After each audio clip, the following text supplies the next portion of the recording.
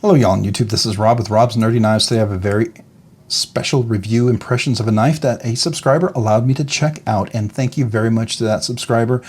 You know who you are and you're awesome, and I very much appreciate it. Thank you. It's thanks to awesome subscribers and wonderful people for allowing me to look at these knives that I might otherwise not get a chance to. I didn't get a chance to get on the pre-order in this, and I like this knife. I like this knife a lot. This is the Winter Blade Co, or Winter Blade Company Mirage. This is a magnetic knife. It is an assisted magnetic knife, and it does work with the thumb hole, fuller hole, but there's a button here that makes it work like like an axis lock. So if I do that, it assists it open, and I can close it with a little flick. This uses magnetics in here. That's what actually has the detent closing it and opening it. It is a magnetic piece moving back and forth. And Brian Winters is the designer of this knife. He's also the one who made the Factor. I actually have a Factor, and I really, really like that. And I think it's engineering marvelous. It's magnetic wizardry. It's just really cool. And this knife is no different. But it's a different style of knife. It's a different look. It's a different feel, form, and fit. And so if you didn't like the look at the Factor and you wanted something a little bit different, this might really speak to you. If you like the ability to be able to open and close with the button here, this might really speak to you as well. This has some nice options. Now, all of them weren't in this lime green G10. You can get them in black or carbon fiber. So there was a lot of variants and some different versions. This is a cool, very nice looking, very modern. I like the coolness look of this. It's definitely different. Ironically, I found out in England, this color would be illegal. A zombie green is not allowed on your knives over there. You'd get your knife confiscated and you could go to jail for that. I don't know. I'm not exactly sure why that is, and can somebody explain that reasoning behind the law? It makes no sense to me. I heard it on a British reviewer of knives, and he was talking about that, and I thought I was going to spit the tea out my nose when I heard it. But anyways, there we are. Just be thankful if you're in the United States that, knives are not outlawed because of the color. I could see something like that with the way they're all weird about things, that someday if the knife is all blacked out and tactical, somebody might consider that scary. So I don't know. But needless to say, this is a cool knife. Brian Winters is the one who designed it. It's magnetic wizardry as far as I'm concerned. His name of his company is the Winter Blade Company. I'll have some links down below. The handle, this is titanium scales on both sides. On the Factor, it had titanium and carbon fiber. This is all titanium, and we can double check that. Yeah, titanium. Now there is steel backspacer. That's a steel backspacer. There's a magnetic over here, and it's a magnetic pivot. So there's that, right? What else? It's got a fuller hole or thumb hole. This is M390 blade steel. Do we see that somewhere? I thought he had it on here. Is it on here somewhere? No, maybe it's not on this one. I don't see it anywhere. Nope. Okay, but this is M390 blade steel. I saw it in the COA or COA, yeah, the certification authenticity that was included in the box. So this is M390 blade steel. This is a straight back blade with a kind of a belly on top, so it's fully a straight back, and that's, I believe, the name of the blade shape. It's not really, that's, according to Ben Peterson, this is called a straight back. So there you go. I like it. Definitely has a nice blade shape. It has a nice pokey tip. So if you're, opening dog food, cat food, fertilizer, mulch, different things, opening cases of water, opening letters, envelopes, Amazon boxes, birthday presents, Christmas gifts, this is going to work really nice, right? So I like that. When it locks in place, it's fully locked in place, right? Now, it was loose a couple of times, and I think it got loose again, but I'm not going to mess with it. It's not my knife. I don't want to tighten the pivot or mess with his knife. I'm just appreciative to be allowed to touch it. The centering is still dead on center, beautiful. Locks in place really well, and when it closes down here, you can see it pushes back. You see, this is the magnetics right there. Let me do that again. You see how the magnetics push? Once you pass that threshold, the next magnetic pulls it down and locks it in place. And that's what holds it there. And that's what you're overcoming when you click it like that. Now, the way it works, this magnet pushes the forces, the magnetic field in a way so that now it causes an exertion on the blade and it pushes it open. That's what makes it an assisted knife. Now, it's not an assisted like, the mini barrage that you see Benchmade makes, where they will literally it'll feel almost like an automatic. It'll have that much force. This is just barely assisted. So if I excuse me, if I do like this, it's not going to have enough force to come all the way up. But if I'm outside like that, it will, right? But if I want to come all the way up, all I have to do is just a slight flick, and it's going to go up, and slight flick and slight down. So what it does, it allows me to open and close it with the button, which I think is nice. And that's part of the opening and closing in the lock type. It is this button that actually has a metal sphere around it with a magnet in the side of it, and that is what pushes and closes in the blade. I would love to take this apart, or at least see the engineering design behind it, but it's so cool. There's even a little magnet. I don't know if we can see this. There's a magnet on the blade, and I think that interacts with this blade and this other magnet over here, and that's what causes it to push on it. So yeah, really cool. Really cool stuff. I like this a lot. What else? Got the thumb hole. We've got the button here, and those are the two actuations on the knife, but they work so well. And they're just so cool. They're so different. You know, it's just a completely different way of looking at a knife.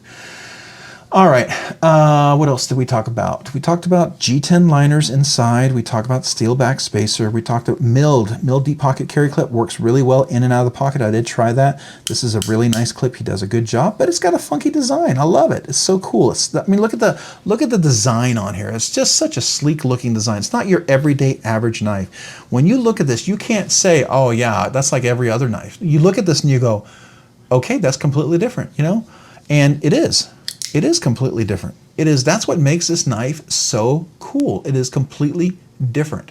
G10 on the pivot, G10 inside, the little magnetic button actuation release, magnetic button releaser, I don't know what you call it, G10 liners, you know, and then you got the titanium on the outside. But it is T6 screws here, and it's a T8 here, T6 here, T6 here. I really wish these were T8s all the way around. I mean, that's my one preference. I wish in the future he would make all T8s, consider it. I don't know if it costs a lot more, or a T8 is too big of a screw for him to do the precise work that he does. Would he have to kind of expand the dimensions like 20% to make that T8 feel and work as well as a T6 would? I don't know. Because I know his stuff is real tight, you know, as far as the dimensions and the layout. So, I mean, if that's the case, I wouldn't mind this being 20% bigger. I actually could go for that. I think right now I have medium to medium large hands, so my hands are large widthwise, medium lengthwise. So I've got stubby little fingers. But widthwise, I'm large hands. And so an extra large could definitely hold this. If you choke up a little bit, I think a double X would do that. If not, a double X or large hands, they're going to be close to being on that edge right there, right? But definitely you can get a nice grip on this. It is a smaller blade, as you can see. We'll go into the measurements here in just a second, but that's part of it. Now, it does take almost full advantage of this. It goes out a little bit more right here. Could you have cut some of that off? Yeah, you probably could have. I don't know if maybe the intention was the blade supposed to be a little bit longer. I don't know. But, you know, you could have done that. Maybe, you know, bring it in. But it's pretty close to being fully utilized. So I think that's cool. I like that. I mean, to me, it looks like the blade is much shorter than the handle, but when you close it, it really isn't. It really isn't. I mean, it is almost fully utilizing that. Yeah, it's almost fully utilizing it, because it goes to about right here. So you've got about this much.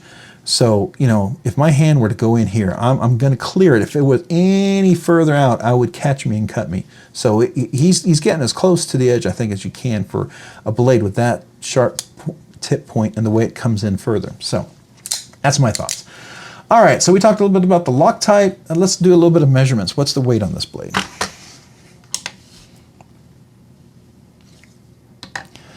Okay, so it's 3.53 ounces, so 3.5 ounces, not bad. Pretty light blade. I mean, overall, I think that's a pretty good size.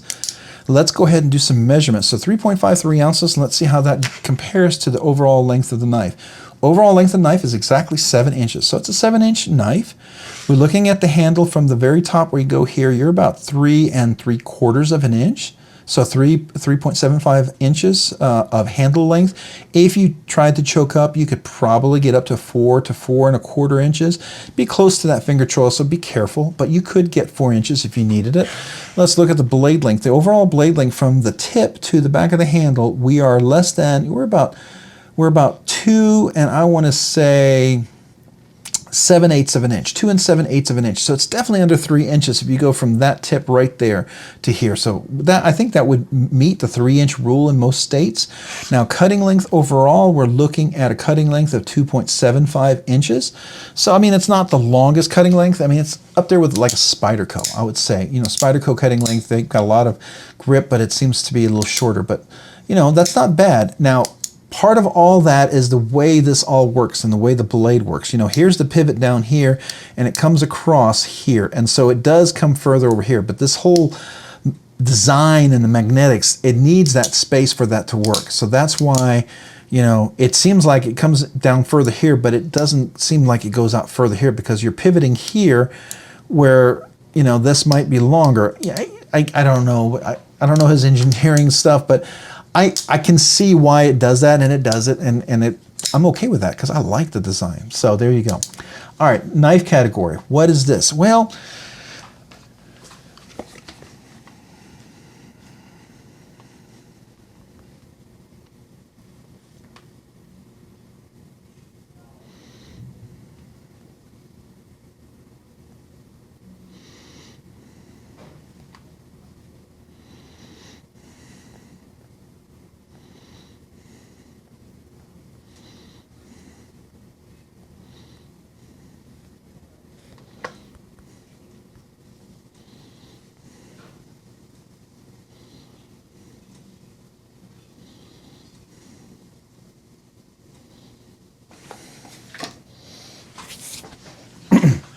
well, this knife, it's definitely going to be in what I would call the high-end category. Sorry, regular category, just below the high end.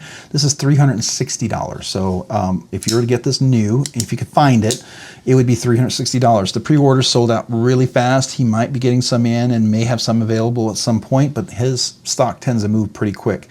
I found my factor on the secondary market, and most likely you will pay probably the full price. And sometimes, you know, it's considered a good deal if you get it full price plus whatever fees they're charging them to sell the knife. So I bought mine on F sale, and I pretty much paid for the shipping, the selling fee, and all that stuff that he had charged, and he ended up probably getting the exact amount that he paid for the knife, and he got a chance to have the knife, and he sold it to me, and I paid that. So I paid those fees, but which meant I paid a little bit above the actual asking price for that one. So I think that's a very reasonable, because Bestech makes this, and the precision to work with magnets like this, it takes a lot of work. These magnets have like a 100-year life on them, so they will last a good long time, but I believe a lot of them can be replaced if you need it to. So there's that potential, right? Yeah, so definitely a regular knife. It's, sorry, what did I say? It is a high-end knife. It's less than $600. It's over $300. Let's back that up. So I got confused there for a second.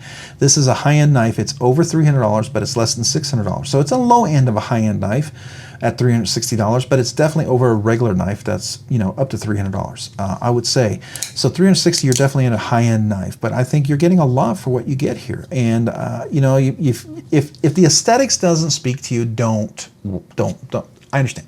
It's not for you, right? There's a lot of things. Most of the time, you know, we'll look at something and goes, wow, it's not worth that much. It's not that, you know, and you may be right, but people say that until then they buy it because they still want it because they like it.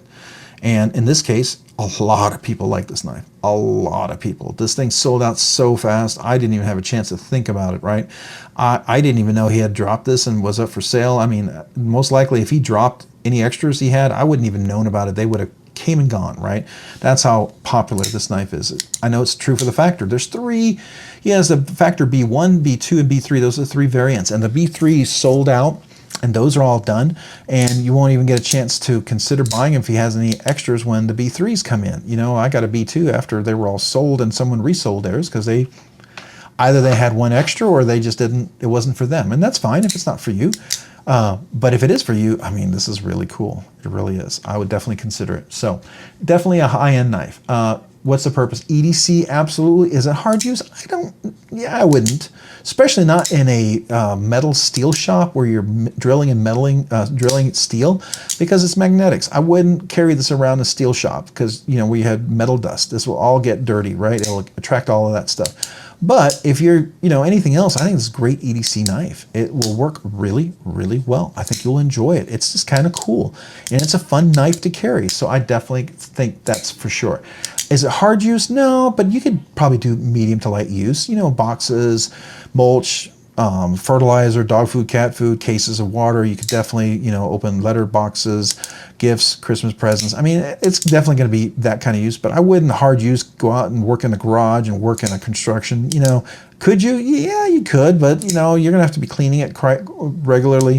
You also, with the magnetic thing in there and this, it kind of runs into what you run.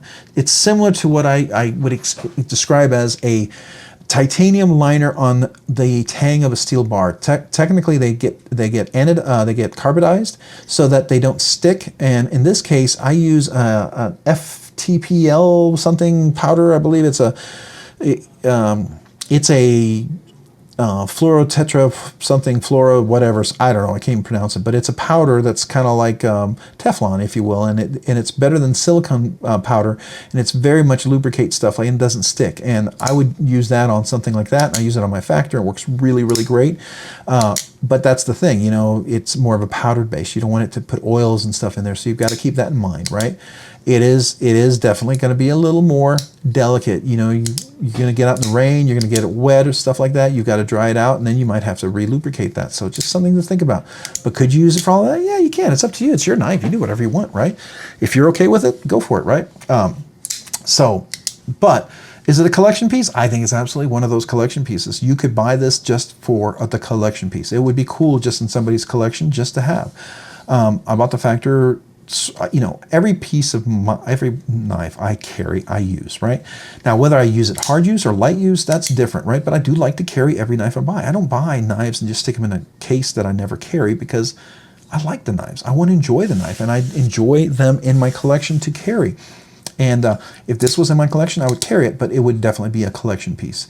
It would not be a super hard use piece because I would like to just enjoy this. And I would have a fifth pocket knife if I carried this, if I needed to go somewhere where I might need the knife to do some hard work, because I would prefer not to damage or destroy a knife like this. I do that with all my nicer knives. So there you go. Ergonomics, let's talk about the handle, everything. So it is rounded everywhere around. It's nice chamfered all around the titanium liner. That's a scale that's, if you will, on the outside of the G10 liners. They're all rounded. The clip is nice and rounded. There's no sharp edges anywhere. Even this little part right here is nicely rounded. Up here in the tips, corners, everything is rounded. So it's comfortable in hand. I squeeze down. There's no hot spots. I don't feel like I got a hot spot that's digging in anywhere. It's going to be cause a blister or cut my hand. It's very comfortable. I like that. Really comfortable. It does have a little cutaway, so I can feel like I'm comfortable in there. It has a little spot right there where my hand can stick in there, so it's not going to slip and slide in and out of my hand and feel like I'm going to slip my fingers on top of the blade. I like that.